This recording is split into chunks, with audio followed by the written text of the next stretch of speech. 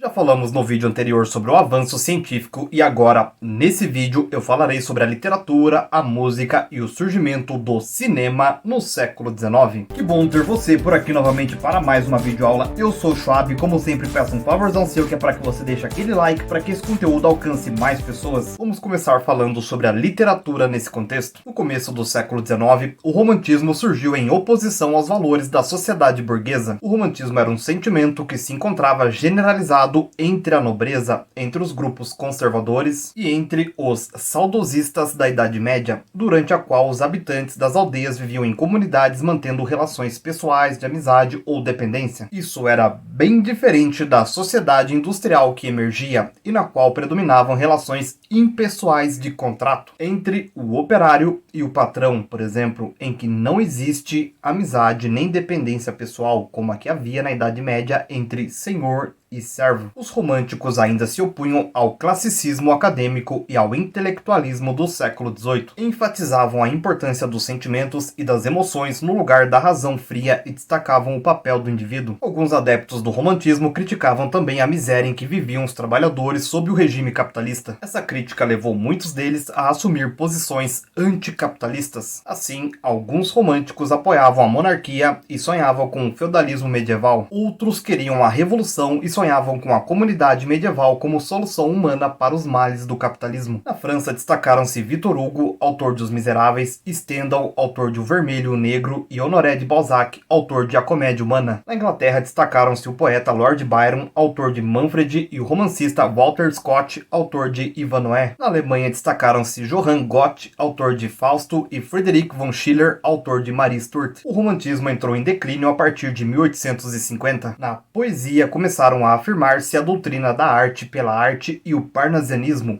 que era avesso à exaltação dos sentimentos íntimos. Mais tarde, o francês Charles Baudelaire, autor de Flores do Mal, anunciaria o simbolismo. No romance, firmavam-se o realismo. Ao contrário do romantismo, os representantes dessa corrente não procuravam a expressão das emoções. Estavam mais interessados em retratar a realidade de modo direto e impessoal, sem se deixar envolver emocionalmente por ela. Entre os mais importantes, figuram os nomes de Gustave Flaubert, autor de Madame Bovary, na França, Charles Dickens, autor de Tempos Difíceis, na Inglaterra, Leon Tolstói, autor de Guerra e Paz, e Fedor Dostoiévski, autor de Crime e Castigo, na Rússia. Depois de 1875, alguns artistas e escritores aprofundaram as preocupações sociais do realismo. Dessa radicalização surgiu o naturalismo, que acentuava a relação entre o indivíduo e o meio social e procurava refletir sobre as condições sociais da época, como ocorria com o francês Émile Zola, autor de uma obra importantíssima chamada Germinal. Falarei um pouco agora sobre o avanço que ocorreu na música nesse período. Na virada do século XVIII para o século XIX, o panorama musical europeu era dominado pelo romantismo alemão. Ludwig van Beethoven e Franz Schubert foram os nomes mais representativos da primeira geração romântica. Na segunda, brilharam entre outros os músicos Robert Schumann e o polonês Frédéric Chopin. Por fim, fizeram sucesso o húngaro Franz Liszt e o alemão Richard Wagner. Nessa época, a música assumia conotações fortemente nacionalistas, sobretudo a música de Wagner. Na Itália se destacaram Giuseppe Verdi e Giacomo Puccini, ambos eram mestres de ópera. Na França destacaram-se Gabriel Fauré, Claude Debussy e Maurice Ravel. Na Rússia destacaram-se Nikolai Rimsky-Korsakov e Piotr Tchaikovsky, o primeiro seguindo uma linha mais eslava e desligada de influências ocidentais, o segundo mais fiel à tradição da música ocidental. Em 1910, o russo Igor Stravinsky colocava a tradição musical à beira de uma ruptura com a composição O Pássaro de Fogo. Em 1912, o austríaco Arnold Schoenberg romperia com o sistema tonal tradicional herdado de Bach. Com a suíte Pierrot Lunar, criava o dodecafonismo ou música serial. Ao mesmo tempo, a musicalidade dos negros norte-americanos dava origem a um novo estilo musical que era o jazz, o qual era destinado a fazer sucesso em todo o mundo e a influenciar até mesmo a música erudita. A primeira banda de jazz surgiu em Nova Orleans em 1912. Por fim, para encerrarmos esse vídeo, eu falarei um pouco agora sobre o surgimento da chamada sétima arte, que é o cinema e que se faz presente em nossas vidas até hoje. A partir de 1882, experiências com imagens fotográficas preparavam o advento do cinema. Na França, os irmãos Lumière projetaram as primeiras cenas que foram filmadas em 1895. Começava a nascer um dos principais meios de entretenimento do século 20 e 21, que é o cinema. No início, os filmes se limitavam a registrar cenas do cotidiano, mas logo vieram os enredos que eram previamente criados, assim como os temas sentimentais e históricos. A tecnologia do som era desconhecida.